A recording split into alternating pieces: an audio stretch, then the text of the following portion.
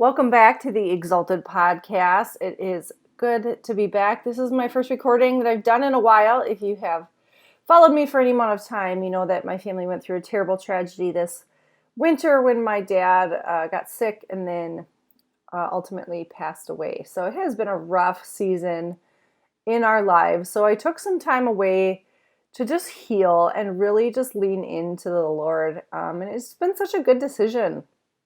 And now I'm here to just share a little bit of that journey with you because 5 years ago, Jen would have looked much different in the wake of this terrible tragedy. And not that I'm not grieving and mourning, because I am, but I've been able to handle it in a much different way just because of the foundation that I have now with my relationship with Jesus. And 5 years ago, I was a believer. I was walking with the Lord. But I have learned to really invite him into every single facet of my life. And it looks much different than it did 5 years ago. So I'll just take you back to that first day. I was driving to pick up my kids at school. And my mom called me and I could hear the fear in her voice. And she told me that my dad had pneumonia and gone downhill really fast, and that she had taken him into the ER. And she told me how low his oxygen was, and I knew in that moment that it wasn't good. But I knew that our God was bigger.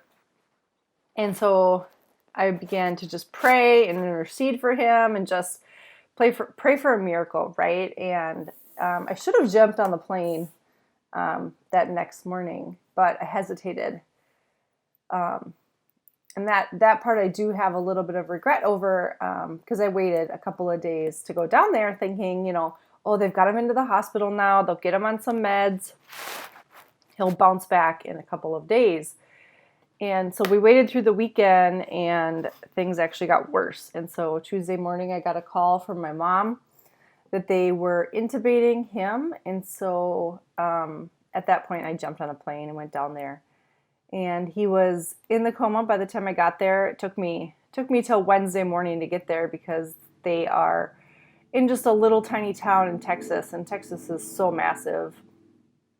So when we finally went to see him, he was already in a coma, and so we spent 3.5 weeks there praying for him, and the whole time we were praying for a miracle, at some point, my brothers came down and joined me. And then my older brother went home because he didn't really have a flexible job like my younger brother and I do. And so we stayed there with my mom, and we would just take turns going in and just praying for him and praying worship music. And we were just declaring and believing for a miracle.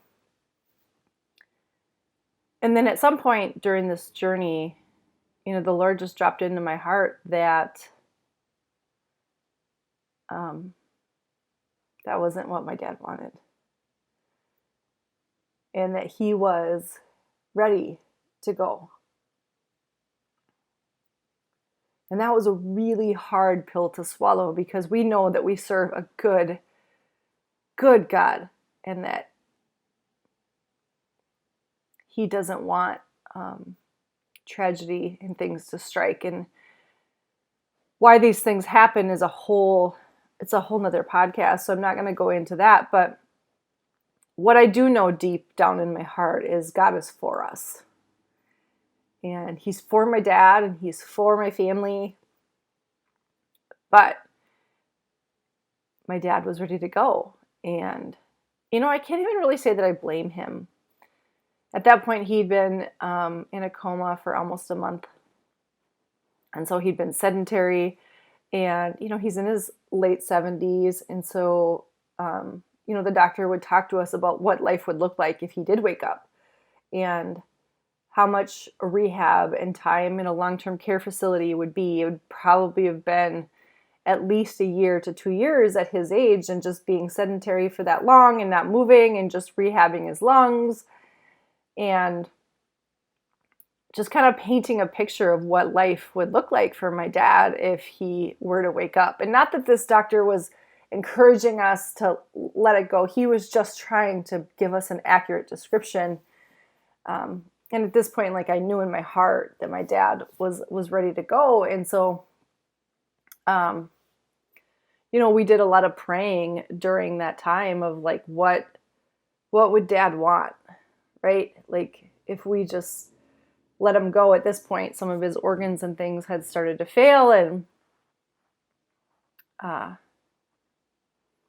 if he did get the miracle, like, we know that God can do anything, but he would have spent quite a bit of time on oxygen, in physical therapy, in breathing therapy, in long-term care facility. And if any of you know my dad, he would have hated it. He would have hated every second of that. We've had lots of conversations, since he passed. Like, I don't have any idea how my mom feels about having to be, in long-term care or in a rehab facility or, in a coma, even for that matter. But I always knew how my dad felt. I always knew that he would never want to live like that. And he was very open about that. And I don't think there's any shame in that. He was ready. He was ready to go. And so as it came down towards the end, we did have to make the decision, my mom and my brother and I, to pull that breathing tube out. And he only had about a half a breath before he was gone. And the Lord was so present in that transition. You could just feel the presence of heaven in the room in a way that I've never experienced it before. And I'm very familiar with the presence of God, but when somebody's transitioning, it's a whole lot different. And then since then, we've just been holding each other up. My dad loved motorcycles. He loved being a grandpa. He loved tinkering and building. And so we've tried to find ways to just honor him since he's been gone and help my mom through it. Like I said, they're married for 46 years. And I can't imagine losing your life companion after that many years. My husband and I have only been married for, I should know this, 14 years. We've been together for 16, but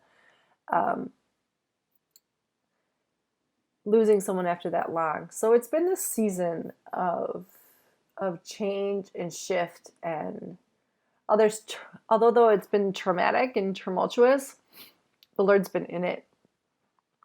And so every day, even when he was in the hospital, I would just find that quiet place where I could just surrender all of it, everything I was carrying that day, the shame, the frustration, a little bit of anger, the grief, and just a daily surrender and being really open and honest with the Lord about what that day was bringing. And obviously I haven't been perfect in this. I've had days where I've been overwhelmed and snappy at my family or my mom, and I'm so sorry for that. But the Lord has been so present in it. And then just all the things that show up after you lose somebody, going through voicemails on my phone, and thank goodness I am terrible at deleting things, because I have some voicemails all the way back to 2015 from my dad. Now there's nothing life-shattering on those messages, but hearing his voice was pretty amazing. Yeah, getting to hear his voice one last time, and what a gift that technology is. So if you are going through something right now, lean into your relationship with the Lord. I wouldn't be where I am without my sisters in Christ. So you guys have heard me talk about ministry school before that I'm in. I have an amazing small group within my ministry. I have amazing friends within my ministry. And gosh, between the 12 of us, we had so many so much loss this year, but those women held me up.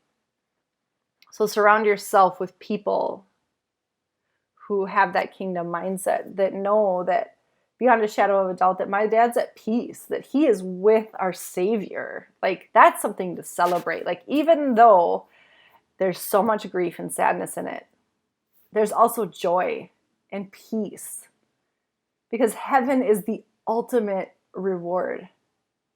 Heaven isn't the punishment, even though it feels like it to us sometimes here on earth. Heaven's the reward. Heaven is the ultimate end game. Sorry for the Marvel reference. I have boys. Anyway, I wanted to share it with you today because so many people have asked me how I'm doing so well. And I don't know that I'm doing so well. Like, I am deep in grief still. It's been just about 4 months. And I have created so much time and space to just process all of this with Jesus. I have created so much time and space to just be and not make myself do anything. That's why I haven't picked up the mic to record again, because it was another item on my list of things that I had to do.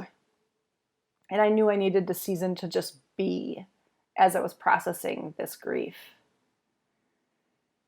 And the other thing that I think is really important is just how I would have treated my body, 5 years ago. So during that time that he was in the hospital, when you're at the hospital all day and you're in this massive amount of stress and really in that like life or death time frame, the last thing you're going to do is come home and like prepare a nutritious meal.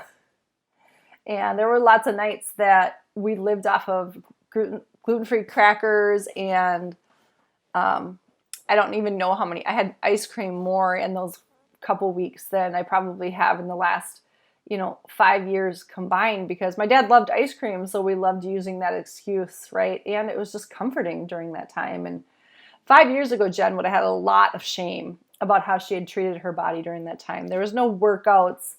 There was no nutritious meals. We were barely eating. And I didn't have any guilt or shame about that. I knew that I was in survival mode. And my family came down. They tried to get down before my dad passed, but he passed before they could get down there. But we stayed down in Texas with my mom for about a month after my dad passed. And even during that time, we were not eating well. We were not taking care of ourselves. We were doing a little bit better, but because my husband was there to be really helpful and shop and cook and things that my mom and I just weren't up for doing. But we still weren't taking great care of ourselves. And by the time I got back to Minnesota, I had lost a little bit of weight. And I'd run into different people, all Christian friends. And people would comment about how I looked. Oh, have you lost weight? And I'd be like, yeah, I have. And they're like, oh, have you been eating? Because during stressful time, it's not uncommon to not eat. I was like, no, I haven't. I have not been taking care of myself. And without hesitation, this happened 3 or 4 different times.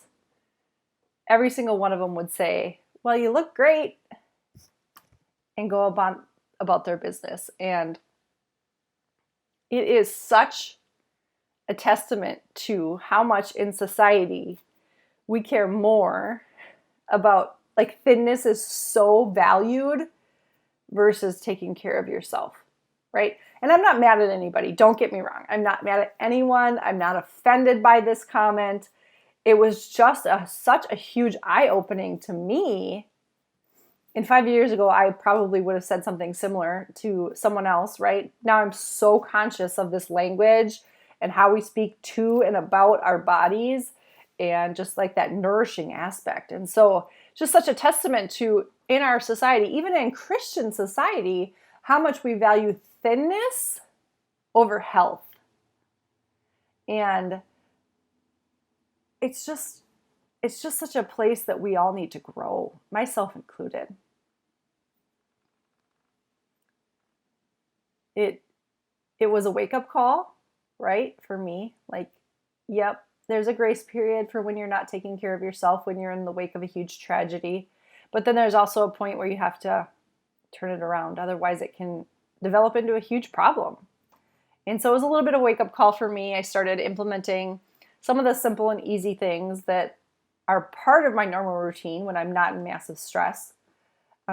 Started moving my body again in just a really gentle way, just walking, doing workout videos at home.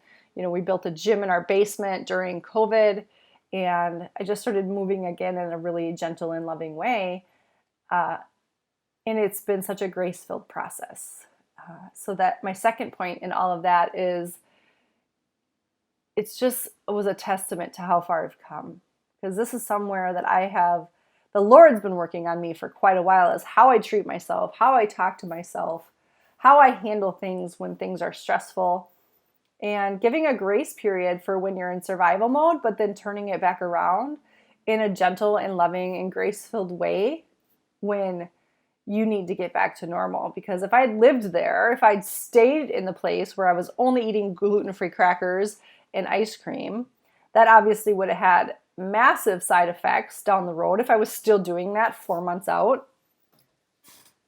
But I was able to just slowly, in a grace-filled way, return to the healthy choices that I know that I have committed to make to myself and to the Lord, right? He's walked me through this body image issue in such a gentle and graceful and loving way, rather than the striving and having to be perfect and having to return every single thing, the intense workouts, the meal plans, like all of those things that I was doing 5 years ago that just brought more stress.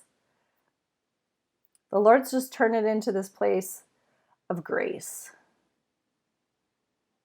and just complete appreciation and love and gratitude for this body and everything that it's been through. If you've listened to any of my other episodes, I've battled stage 4 cancer and chronic Lyme's disease, and now just going through grief of my father. Like, those are things that take massive tolls on the body. And yes, grief was really intense on your body. When you're in that level of stress, so intense. In just implementing these loving practices, blessing my body, nourishing my body, not having to strive to be or feel a certain way, not leaning into those compliments. This is so important. When people would compliment me on losing weight after I hadn't been eating, right?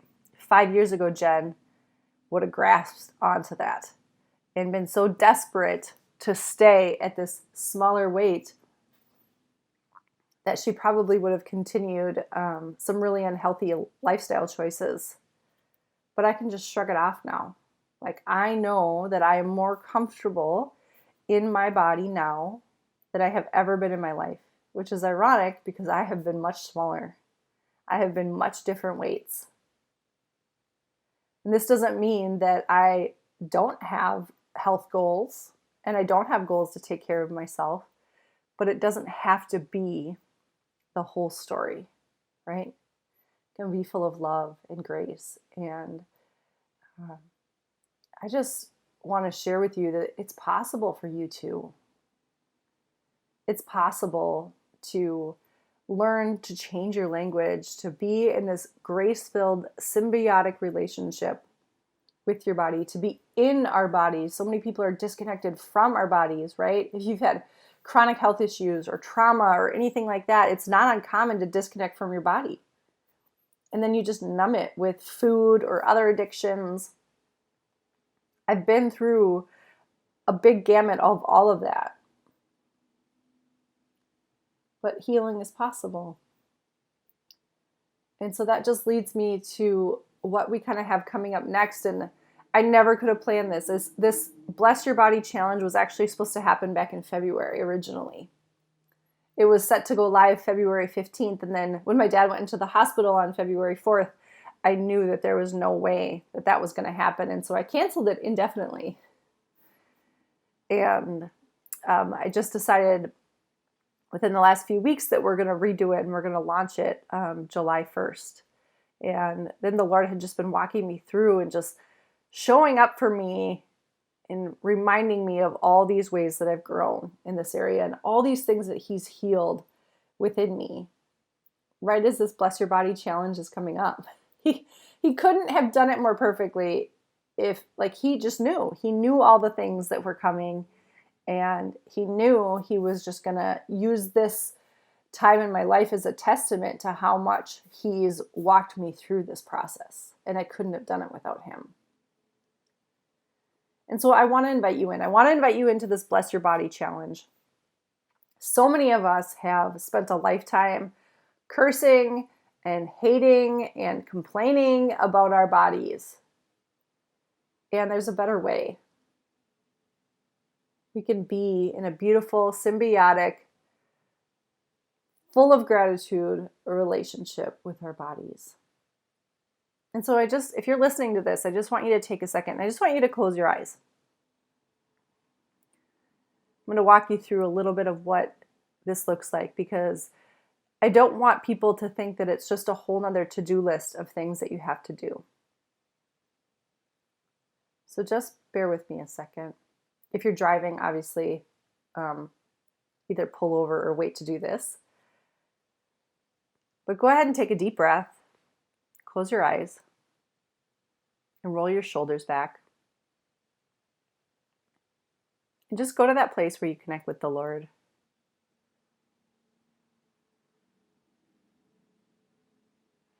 And just stay there for a second.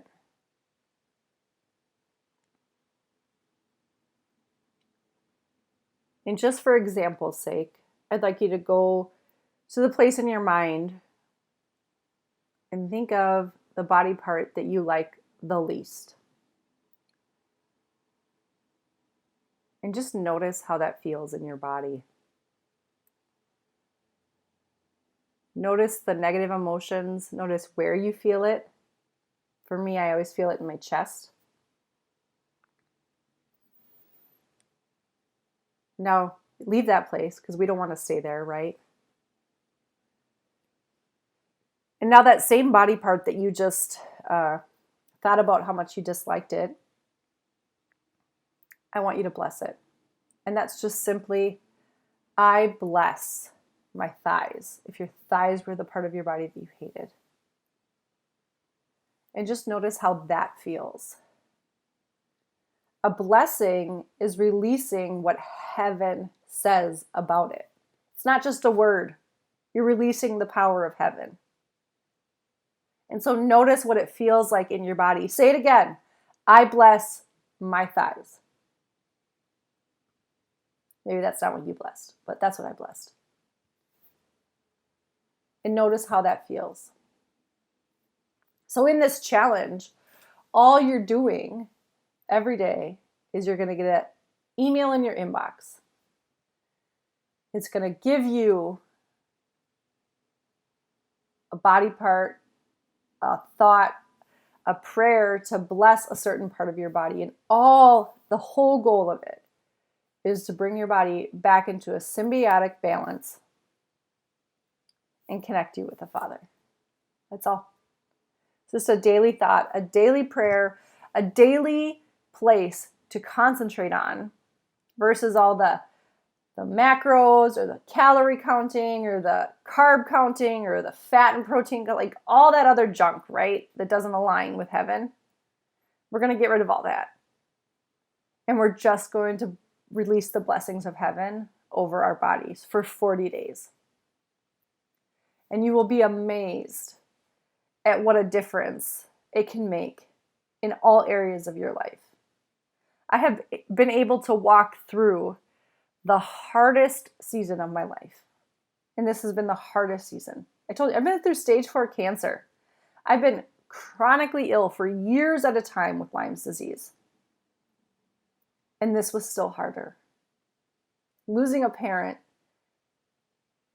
and then watching them leave behind their spouse of 46 years. has been the hardest.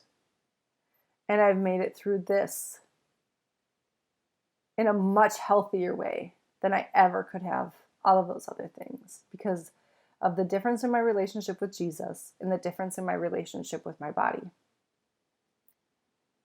I've watched people go into tailspins after these horrible tragedies, and I can't even say that I blame them, right? It's so much stress that those neural pathways get built and bad habits get formed, and they're really hard to shift, but not with heaven, not with the blessings behind it, not with Jesus behind you. And so when you're leaned in and tapped into Him in every way, shape, and form, it can be much easier. So if you're interested in joining us, please head over to Exalted Health. Exalted is spelled EXALTED, health.com, and sign up for the 40 Days of Blessings. We're starting off July 1st. It kicks off 2022.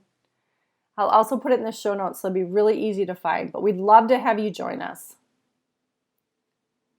And we can't wait to hear what the Lord is doing in your life. I hope this served you. If you are in the middle of your grief journey too, or even if you just had a big aha, I'd love to hear from you. You can reach me on my website. It has all my contact information. I'd love to pray for you. God bless you.